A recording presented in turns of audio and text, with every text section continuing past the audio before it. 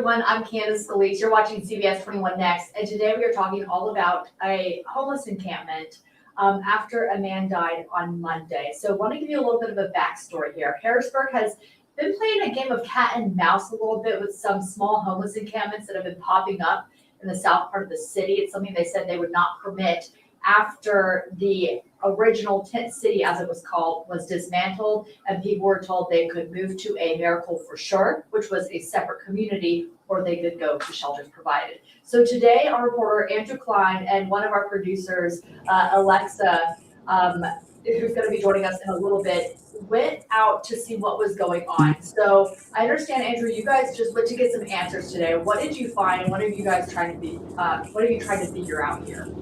Yeah, I mean, a couple of different things is what we were looking into right now. Wanted to see if there, were these homeless encampments popping up in Harrisburg, and if the city knows about them, if the city's doing anything about them. And we also spoke to Dauphin County officials today to see if there was anything the county was doing, or if anything the county knew that, could be happening that we have not heard about yet. So we had a chance to go to a few different spots to find a couple of these encampments, and they are out there. In multiple spots there are these encampments popping up, whether it's kind of deep in the woods where it's a little harder to find, but they are popping up. We are seeing them pop up, and of course, as you mentioned, we have the gentleman on Monday who died after a weekend fire in one of these homeless encampments after a propane tank caught fire and caught his tent on fire. So we're now seeing a little bit of a glimpse into what some of these encampments are looking like post Tent City. So this was the Capital Greenbelt that we're working at here, which is a part of an area throughout the city of Harrisburg where people can bike, they can walk.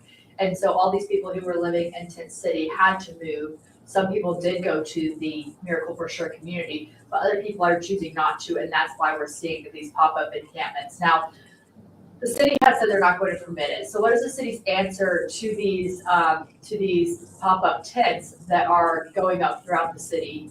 And of course, the death of this man after he was just trying to keep warm with a propane tank. Yeah, we reached out to the city asking, those similar questions, Candace, and the city's response was that if we see, or our police or fire departments see or hear about one of these pop-up encampments, they're going to report it, back to us, and we're going to figure out how to handle that situation. But the other thing that they're saying is that they can pop up in a day or two or a night, 3, 4, 5 tents, maybe, right on the sidewalk or the street somewhere. They can pop up very quickly. So the city has said it's very hard to stop these things from happening. They actually said it's like a dog chasing its tail, because they stop one and then the next one pops up a few blocks down, and then they stop that one, and then a few days later another one pops up in a different part of town. So and what we're looking at here is what used to be woods. It has now been demolished. That's where all the tents were originally for the homeless population. I know Miracle for Sure has said that they want to help these people. They have set up an area, as you see right here. This is a parking lot with a bunch of tents. They're basically like slabs where people's tents can go.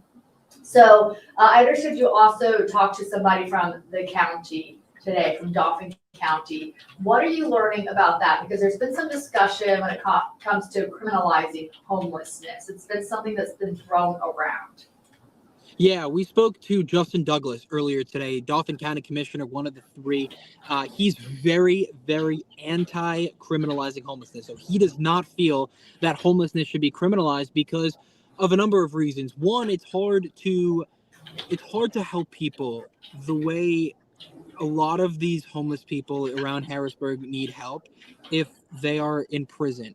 The other thing is, when you put people in prison, it impacts me and you and the viewers at home. It's out. Those are taxpayer dollars that are going towards the prison, and it's overfilling the prison, and they don't have the funds to keep up with that. So of course they have to raise taxes, and that's the only way to figure it out. So when we spoke about the A Miracle lot, we were told that it was not Dauphin County taxpayer money. It came from federal taxpayer money. So that money isn't coming from Dauphin County taxpayers, but the more homeless people that we have end up in prison or jail, That's taxpayer money, and it's going to cost way more than allocating resources to help out the homeless population that didn't want to go to the Americal community, because that's the other thing. People were not forced to go to the Americal community. They were forced out of Tent City, the original Okay. Tent City location, but they were not forced to go to the Americal community. And because of that, we see a number of people creating other encampments throughout the city. So because people were not forced, we're seeing other encampments pop up. But if you immediately start putting everybody in jail, it's not only going to cost taxpayers, but it's also going to hurt the homeless population, because it will be more difficult to get them help. And it's, you can't help somebody that doesn't want to help themselves. That to Sure. me is the most important thing. You cannot help somebody that doesn't want to help themselves. And if you keep having these people go in and out of prison, it's going to be much harder to get them to want to help themselves, which will then lead to them coming to the right people to say, I need help. The county wants to figure out how to help these people. But again, you can't help somebody who doesn't want that help. Speaking of that, did you guys speak to anybody who is unhoused today? Has anyone said that they simply just don't want to go to shelter? They want to live in the woods. They just want to be out on their own with no rules and no society? Yeah, very briefly, we actually encountered somebody in a homeless encampment, and he said he's been there for years, and the police have stopped by, and they're nothing but nice. So, you know, even when we spoke to people in Tent City, I mean, I spoke to people in Tent City who did not want to leave. They loved being in Tent City. They liked that was their home, that was their place. So it was hard to convince them to just kind of up and move, especially people that have been there for years. So when we briefly spoke to a person that was unhoused earlier today, he kind of said a similar thing. I've been here for a number of years. It's not that easy to just kind of pick up all my stuff and take it to a lot like that. Is it a public safety issue? Is this something that police are concerned about if there are people living on walking paths, on bike paths, and people, walking late at night or whatever it may be? Is there a public safety part of this when it comes to either for the person who is unhoused or for the general public? That's an answer we don't exactly have from police just yet, but Okay. just by walking on the greenbelt earlier, I mean, it seems like it could be, but I don't know if it has been yet. We do know that there's been fires, so the fact that there was a fire, Right. clearly there is risk, especially because there are a lot of outreach groups, and a lot of them try to give as much as they can. Mhm. And sometimes that ends up being, the sterno heaters, those little heaters for food, or a propane type of thing. And one fire can spread to, if Right. We there's can see 5 tents this in an right here in the encampment, woods. Yeah. one catching on fire can not only spread to the other ones, but then, we're in the forest, in the woods. So that obviously, it poses some of the clear risks that I think me and you can see in terms of what police are most worried about, or fire most worried about. That's an answer we're still looking to hear from them. Okay, I want to bring in Alexa now. She's our executive producer and for news and digital. And Alexa has been on this story from the beginning. And Andrew, I can let you go at any time you need to, because I know you got to get ready for the news. Alexa, what was it like for you going back out today after serving, the community who is in now a Miracle for Sure community, and then also, being with people in Tent City before that was dismantled? Yeah, I'm gonna let Andrew go because I know he has a deadline to make. Yeah, it's time. Now it's time. But we'll see you in a few minutes. All right, thanks, Andrew. Yeah, to answer your question, it's talking to some folks today. I mean, I see them often in my personal life, but today, it's always very hard, and I think advocates in the community would agree. It's always very hard when somebody from this community passes away. It's never easy. It's like a family. It's never easy when somebody from your family passes away. So that's kind of the overall feeling from this community in terms of the death and stuff like that. The main thing is like a lot of these people, for many different reasons, do not want to be in a miracle community and they may not want to be in a shelter. A lot of things that you see with shelters is, it may split up men and women, and oftentimes there's couples, or, there are so many beyond, like, there's so many reasons why maybe somebody wouldn't want to go to a shelter. And Commissioner Douglas, I was at that interview today. He spoke, to that too, and he understands. And the county basically has said, like, what it is doing is trying to also support, these people who choose maybe to not go to a shelter with other resources, whether it be some type of treatment, whether it be offering transitional housing. So I am personally hoping to get a better look at kind of what that looks like. Is there any kind of, I know in other cities like California, for example, there seems to be like the streets where there are tents everywhere kind of thing. Is that anything that the city police or commissioners are worried about if people don't want to go to the shelters, or if they don't want to go to the Miracle for Sure community? I think that with the A Miracle for Sure, I mean, there's over 100 people that are there. So I think that a lot of, and I think at Tent City at its peak probably maybe had like 160, I'm told 160 people there living there. So, I think that the vast majority probably live in the Miracle community. You're always going to have people who do not want to be in there for different reasons, as I said. So I don't know that it's necessarily I don't know if the city is necessarily at this time concerned that there would be such an extreme not extreme, but such a vast encampment like this one, which this video that you're looking at right now is Tent City back before it was demolished. So, and something that Commissioner Douglas shared with us today was he feels as though a miracle community is a stepping stone. So he thinks that it's not the end all solution to this problem. And he thinks that, at the end of the day, he would love to see everybody housed if they choose that. I think that there's people who do not want to be in your typical society and your typical housing for a variety of different reasons, whether they just don't want to be a part of society, whether there's some disabilities there, or it's just their preference. You can never speak to somebody's mindset because we don't live the life that they lead. But for all different kinds of reasons, they may not choose to be in some type of housing, even if it's offered to them. But Commissioner Douglas did tell us today that the goal is for A Miracle for Sure to become low income affordable housing.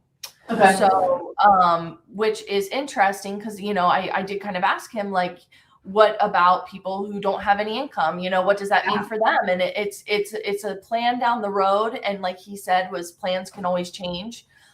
So that's something that we discussed today. Like, the long-term future may not look like this lot being just tents. Like, it may look like some more housing and stuff like that. And so, I think that this is an issue in every city. And there's no one size fits all solution. Yeah, it's very interesting because it seems like, based on what the police lieutenant Gouch was saying, we know the tents are going to pop up. We know that they're there. We're going to do basically our best with the resources we have to make sure that they're not. But at the end of the day, you have people who want to live that way. They want to live in the woods, or they want to live away from society, and they're going to do their best to do so. And then there's this Miracle for Sure community that's available to people who are unhoused, who choose to live in tents, or who choose to live that way as well. So it's just very interesting to see, I know we're still waiting on a lot of answers right now from police and the city, and maybe that's because they're still trying to figure it out, because this all happened within the last month, right? It's been like a month or two, is that correct? September 22nd was the day that city was cleared out. A Miracle for Sure started the community, I think they started welcoming people either in like June or July. So they started welcoming people over, before the deadline, so people could get acclimated and stuff like that. So yeah, I mean, it's been about almost 3 months, like this is all very new. Right. And I think that, this was expected, I don't think anybody didn't expect this. I think that, from what I understand with the Harrisburg police, their main thing is it's hard to keep track of these encampments. Like Andrew said, they can pop up within a night or two. Sure. So, and there's a lot of people who feel as though, like Andrew was saying, that homelessness shouldn't be criminalized. So the city said in the beginning it would not permit homeless encampments. It would only allow people to go to a Miracle for Sure or a shelter. And now that these pop-up encampments, they're aware of them. I mean, there was an emergency response to try to save this man. The fire happened on Friday, and he unfortunately passed away at the hospital on Monday. So they're aware, and the gentleman that I spoke to today, he did tell me, that the police had been in contact with them and they've been very nice to them. And, there's been no issues. And, there's sometimes people that come with, I'm not sure what type of inspectors come in the area and stuff, but people who work, people know they're there is the point that I'm across. So they're not being booted out currently. Yeah. So, I see Cindy said a comment here. He died on Friday. I do know the fire happened on Friday. The coroner did confirm to us that he passed away on Monday. But I know that the extent of his injuries were very, very severe. His burns were very bad. I was told that he was in his tent, and it appears that his propane heater caught fire. And some of the folks who were living in that area told me that they think like his pants caught on fire, and so really sad situation there. I do know local outreaches that have been in contact to support his wife, and that at the end of the day, it's a sense of community among these people, and that's what they had at Tent City. And I think that it is a sense of community at a Miracle community as well, I'm sure. But I think a lot of people don't know or aren't aware of. I wasn't aware of it until I started looking into it more, that this is it is their own community and they take care of each other essentially. Yeah, absolutely. They definitely, we've seen it firsthand where they come together. When they, like one of the people that I interviewed for my documentary told me we come together when we need to. So yeah. And speaking of, I do want to mention that because we're about to jump off as the news starts here in the control room, but there is a documentary. Alexa was a big part of it, and it's on our CBS 21 YouTube page, and you can watch it. And it's basically 30 minutes just inside what was Tent City before that was dismantled, and just kind of like the people's lives there, why they lived there. It's just kind of like a look inside of it to help all of us understand a little bit more about it. So this is what it was.